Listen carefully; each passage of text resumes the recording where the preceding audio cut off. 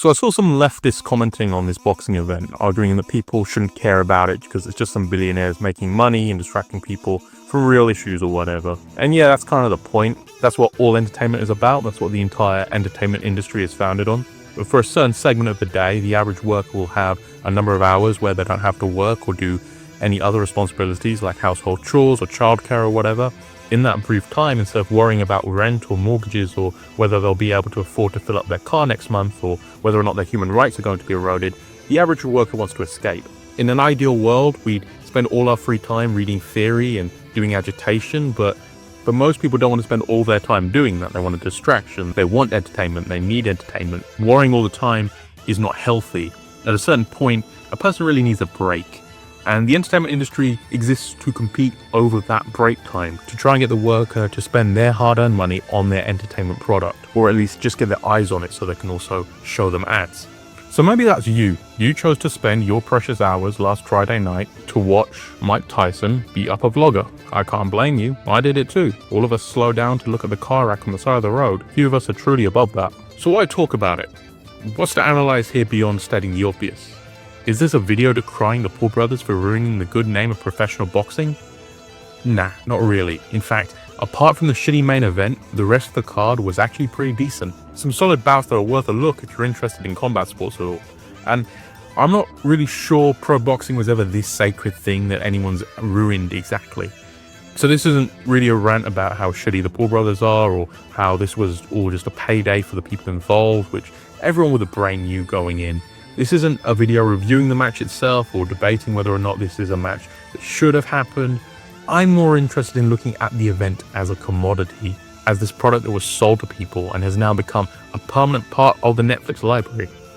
I'm more interested in looking at it within that context as something reflective of the historical development of the entertainment industry and a cultural artifact that I think people will consider notable in a few decades.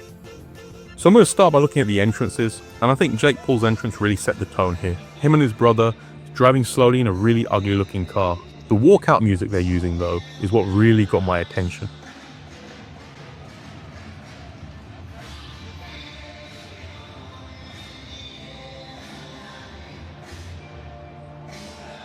So yeah, this is a Phil Collins song, and it's been used in a lot of different contexts. It was a top 40 hit, but you can quickly put two and two together here as to why this particular song was chosen. I can feel it coming in the air tonight. Of course, my guy. It's a pop culture reference. It's a meme.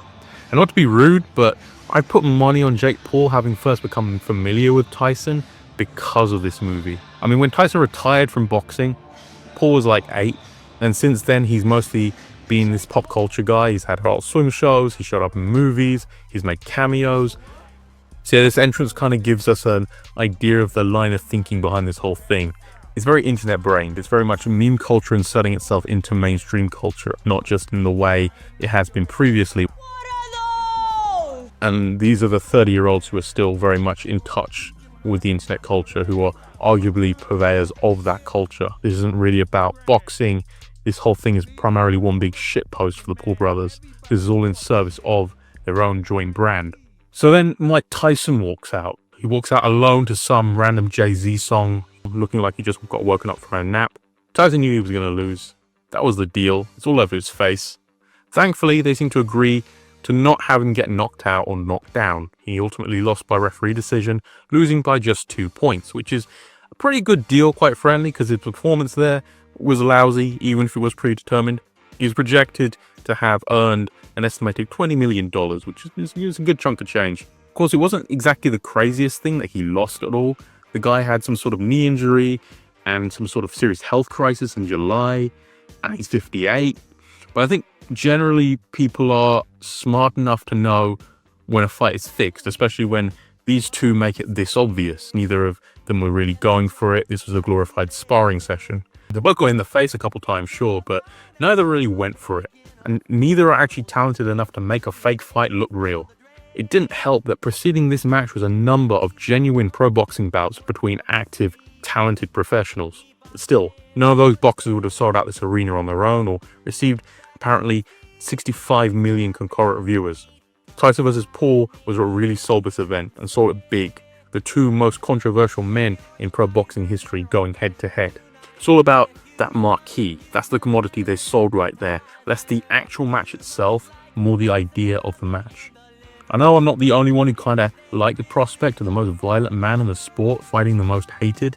The guy who literally mauled someone in the ring going up against an influencer who goes out of his way to piss people off. There was a non-zero chance Tyson would go off script, get a lucky shot in, and knock this dick out. That's what people wanted to see. And if it had been a pay-per-view, I don't think as many people would have bothered. It being on Netflix though, available to all subscribers, that definitely drew people in. And of course, the Pauls knew all this, and they knew they'd probably make as much money as they did. Jake Paul is walking away from this with an estimated $40 million, probably more, not just as the main event fighter, but also the promoter. Now, this isn't the first YouTuber boxing event, of course. The Pauls have been doing this for a little while. I was stupid enough to fall for this the first time, pay for that pay-per-view they did with KSI and his brother.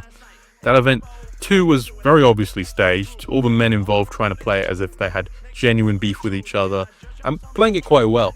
But the build to that event also got me thinking I was going to see the Pauls get bludgeoned on a live broadcast. And like the Tyson match, the bouts were very tame and very boring. It's clear by now the Paul brothers have more than a passing familiarity with pro wrestling, which, unlike pro boxing, is significantly more open about being staged and predetermined.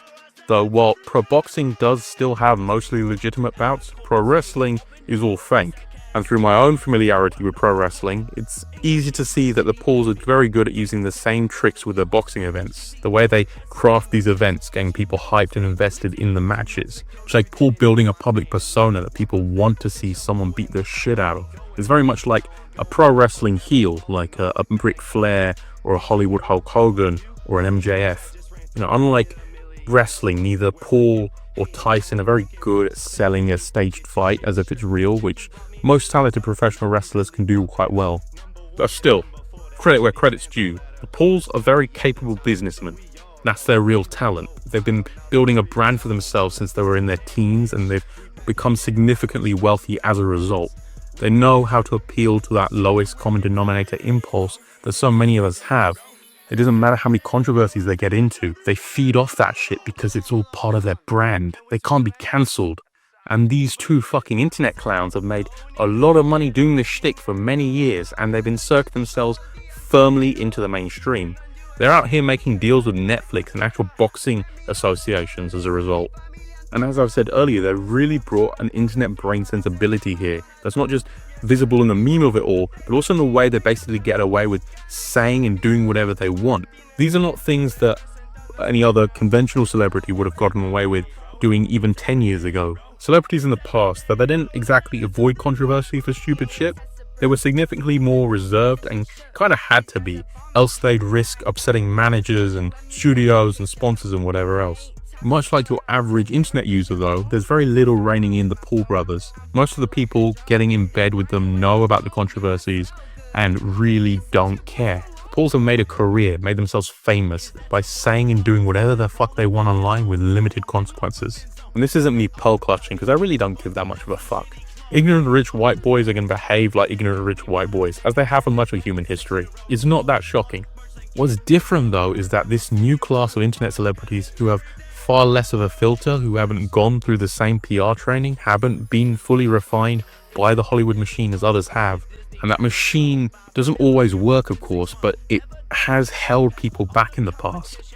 And with the internet producing so many D-list celebrities year on year, there's more than ever before.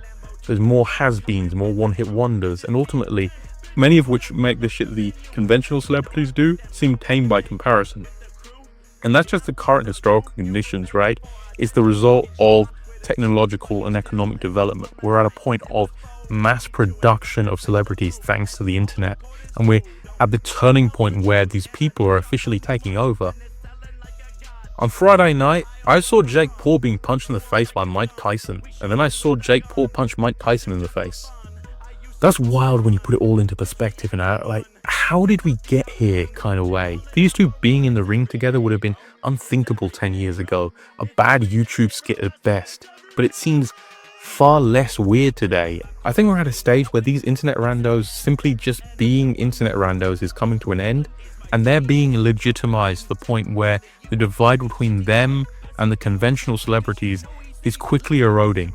And I think major events like this, promoted by the internet famous, are about to become far more common. And then outside of the cultural sphere, the interaction with politics could get quite interesting. A lot of these big internet celebrities have proven to be quite right-leaning, to say the least. At the end of the boxing event, we had Jake Paul coming out with all sorts of dog whistles. But this night's not about me, man. I wanted to give a thanks to all the real heroes, the U.S. military, the cops, farmers, the truck drivers, all the people who make this world go around. Thank you, America. It's the era of truth. It's the era of good. There's a shift in the world, and good is rising. The truth is rising. I'm just honored to be a part of America, and it feels like we're back, baby. His brother, only months prior, having had a meeting with the now president-elect. We have some left voices that have gained prominence among the internet celebrity crowd. Hassan Piker keeps managing to get himself on TV. And unlike conventional celebrities who have typically been conditioned and convinced into being non-controversial to the point of rarely discussing politics and social issues out of a select few, a lot of these internet celebrities don't have much of a filter and tend to be a lot more open about their views. Some even make quite extreme comments either to just get attention or as a troll, but I think that ultimately exposes something about them regardless. It'll be interesting to see how this develops going forward. So yeah, this video was pretty much just me gathering my thoughts on the event. I don't really have any strong feelings about it, but I thought it was interesting and worth opening up some new areas of discussion on it.